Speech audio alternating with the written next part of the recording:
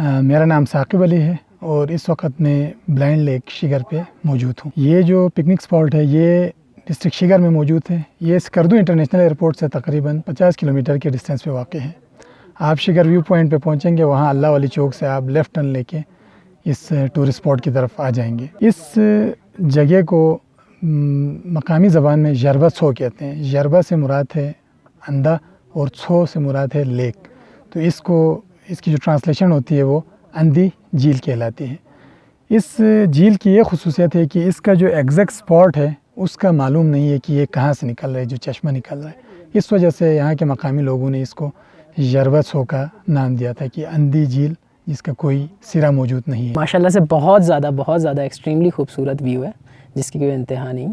बस थोड़ा रास्ते का जो था, रोड जो है वो काफ़ी अनडेवलप्ड है। एज अ कपल हम यहाँ पे टूर करने आए थे ब्लाइंड लेक पर। बहुत मज़ा आ रहा है, बहुत इंजॉय कर रहे हैं। पुरसुकून जगह है, पुरसुकून माहौल है। एक साइड पे यहाँ पहाड़ है, दूसरी साइड इनका डेजर्ट है और यहाँ के जो लोकल लोग हैं वो बहुत अच्छे हैं, बहुत मेहमान नवाज हैं और यहाँ का मौसम बहुत अच्छा है। मैंने पहाड़ देखे, इसके व्यूज़ बहुत ज़्यादा प्यारे हैं।